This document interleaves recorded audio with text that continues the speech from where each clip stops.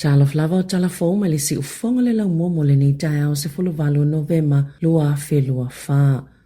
O lapita inga se tasi na via mapalemia Dame Jenny Shipley ua tatala le vaenga fa upfaya le act. Le avanoe tutupu mai eini taua fa aloto I fale. Ilana tau mawhainga I fa awinga mata upu fa avayo le fia ngainga waitangi I se tula fono. Na pasielo na faitanga mo le pili le Treaty Principles Bill I le palemene le asotofi talwai. Langlango ina le act National ma le New Zealand First. Ala faitonga mo le pili na sa sahel fai pule pito la itito le palemene le tama ita Johanna Rafiti Maibi Clark o hauraki waikato o le vaenga whaapwhaia Māori. Se kopio le tula fono tau whaofi, ma amataina se haka na langolango atu iei mawhaipule le itua ngai, mani sui whaanongolongo sa iei le maota fono, o moli mawina I li poti. I so o se vaenga o le lalangi, le whaitau wafe maafi o taimi, ua mai mua ina ai le atol tama ita I whaipule, a o ia amataina le haka I tutono le pale mene New Zealand. Ua whaaleo fo I le langolango Dame Jenny, I le tama ita I whaipule Tala Fou. O Dame Jenny sa te ita ia le vaenga whaupwhaia le National, mai le tasi iwa iwa fito o mai I le luafe ma le tasi, mana avea mapale mia mo ia tau sanga e lua, na ia sao noa, na te manatua le Passion Point, mana fsosani le fea ngai ngai ia I latou, sa avea o se ta iala, asi isi I fina ngalo tangata, e toi whaafu ia I lava I latou I le mea na iai, mailo na manatu, o mtoa tala fea ngai lava le whaapisa pisa o fina ngalo, I le vaiaso talwai, ma o le si ufofonga po leo Māori, e whaamanatu mai ia I tātou, o le mali lienga le nei, o se kone karate, ma ele mawhaina whaaleanga se kone karate ma whaapea, o lea ua o fie to e tusi le kone karate, ia o lava langona ma utu unga, e le taulia oe, na sauno James Denny, ana o ia, e si isi I fo ilona leo, ai langona lona whaangai e tia, o lea ua whaeloa le National, o le a le whaawawina lana langolango I le pili, o na ile mawhaisa tasio na tautala mai tu umai luolo na ngutu sa itulou. Momo atu sa sauno ai le palemia Christopher Luxon, e le se fesosani e maua mai le nei pili, maana sauno fo isa tasi na avea ma minister mo fiutanga inga o le fiangainga, Chris Finlayson, e te le lava le afiangai o le sootanga o le National, ma Māori, ona o le tuua vanoe whaapasia le pili, ilona whaitaunga mua.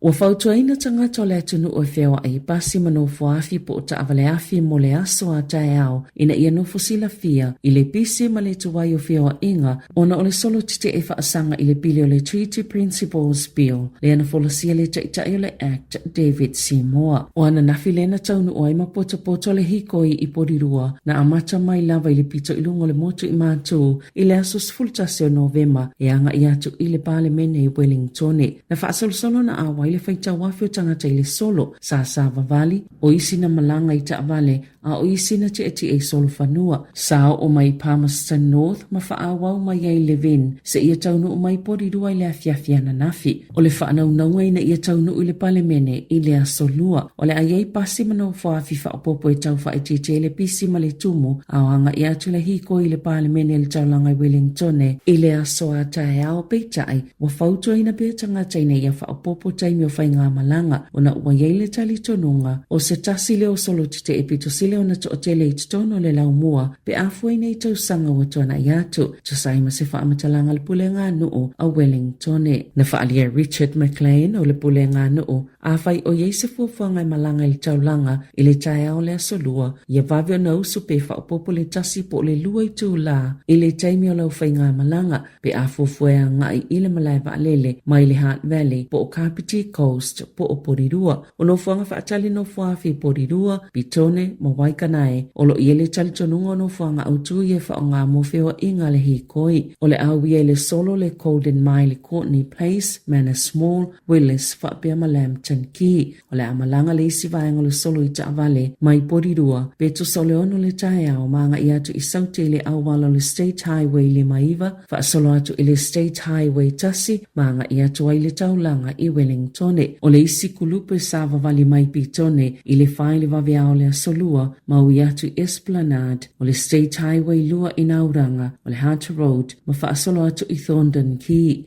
a mai ale solo tite ile solua ona toi fo ile Waitangi Park ile awauli o le sole o lo faise malo longa le solo ma tape na i mole aso a tai au o ile tali tonunga o le a o atu le se fulu afe le faita o fa i o tangata e a wai le hi koi o fola le tupu tama ita i o Māori na wai hono i te pō o le a wai fo ile hi koi le palemene mai na te le tali eina ni fainga e ta ufa atau va aina i le fea ngai Waitangi. Safa ilo le palemia Christopher Luxon. Olo ia te tala atu le vano e tala no ai i sui le solo te e pe atau no i le palemene. Sa iei Luxon i le fono le APEC i Peru mai tau no mai i le aso. O saunoanga David Sāmoa whaapeolo una ia o ngā lātou tamaiti e awai i le hikoi po le solo te e whaasanga le pili o le Treaty Principles Bill o ni whaupunga whaoso i tama whaatupu vevesi e tu saima se whaamatalanga po le a onga o le vaiaso taluaina saunoa i Sāmoa le taita i o le Act ma o le Minister langolango a onga e ia onga ualo i alelei o na langolango i le solo te e whaasanga i le pili o nisi ua whaatono ni pasi mo le solo ma whaatanga nisi o tamaiti a onga e whaamisia lātou suenga. O lo tuina atu le mtanga luenga wa onga ni taayala e whaamanatu ai ia onga makura e te tauno lātou tuili o ngā tutonu pe awane i whaai tū au. Na saunole taita i le fono ma le whaala putuputo ngā pule a onga o kolisi. Kate Keynesford e telefautuanga na tuina atu ia onga e le mtanga luenga pulenga whailonga ia onga New Zealand pole NZQA. Whaapea ma leo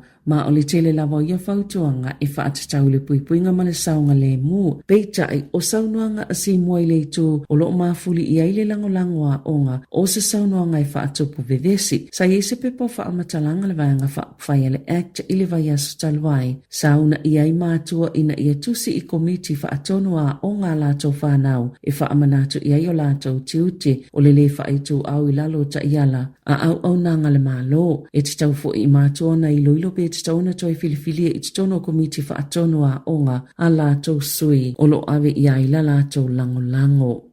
E te tau ia New Zealand wa ai ia saina o se paanga ai le o se tau whaamatau pe ona sauno i le taitai o saina Xi Jinping i le palemia New Zealand Christopher Luxon i sa la wheloa inga whisanga i to sai mali poti a au nanga whaasala lau le malo saina na whaalia Luxon i le italanoa ina whaapitoa i la wheloa inga tiuti o oloa ia wa fola le whainga malo Donald Trump peitai o le si o le puipuinga whaapea malitape nanga o aia inga tusi e foi whaafita auli ma whaiei whai unga sama ma whaiei talanoanga. O le talanoa ia vaenga i se awala whaupwhai le vao malo o se awala e whaalewa ia tunga lunga e winga i le Peristene Filifilia le United States pe ona saunoa Luxon o le ala lena whaalui le telo le taimi le palemio New Zealand i ona aso i lua i Peru e fi nau mo tamao a inga o atunu ulaiti ina ia tutu whaatasi e malo si atili ai. Le whilo inga la stona ina whailoa toa le taita i o saina i a Luxon a tunga lungolo na tunuu e winga i leono a wai New Zealand le pila tu o le AUKUS na saunoa Luxon i le au whaasala lau le aso sa o lana wa ai le AUKUS po le whaatasinga malo Australia, Britania ma le United States o se tūlanga mautu ma se puipuinga le lei mo Asia ma Pasifika.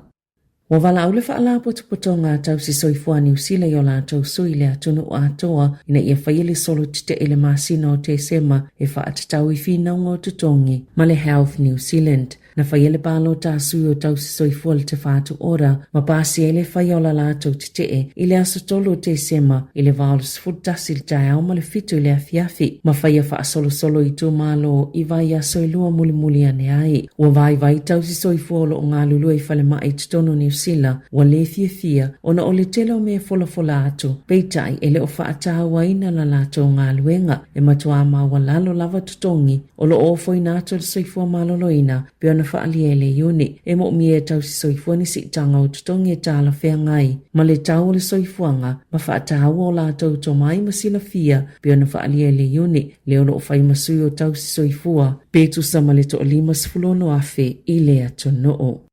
Tala i taalonga na whaia ina lolo pele ki a whalani li taalonga le tai ona na whitaimi New Zealand. Tolu se fulu i le lua se fulu iwa. O si koala o le pele ki na mawaina i pita la kai ma Cam Roigard. O le whaatolo i leo na whaia ina so o le pele ki i a whalani. Na manumalo Jake Paul il fai pelenga ma Mike Tyson i ai I Texas ile pole as faraile na faasalalawina ilunga le Netflix le fusuanga ile vao Paul lua fitstau sanga le matua o seli isalau ilo ilunga upenga fsota inga faatasema Tyson lima valu tau sanga le matua o se tasina via masiampini o le banga mamafa ile lalangi I tau sanga watua nai sa taulia umapepa ulufalo le fusuanga ile AT&T Stadium I Arlington sali ipotia le faanono tele o tangata matamata ona sale I faamaliei na ilato ile tūlanga sai malo seo Tyson ona ina ole sfulu valu na tu ina tau ia Paul mai le fitu valu o tui na tau ia te ia mailana panga e fitu lua fitolu selau tangata na iei ile fale taalo mo le fusuanga silia ma le selau lua se fulu miliona tangata samai moina le fusuanga ilungo le Netflix ai lua se fulu miliona tala le tope o le fusuanga Tala Fou ia ma le si ufonga le lau mua mo le nei vaenga o le tai ao.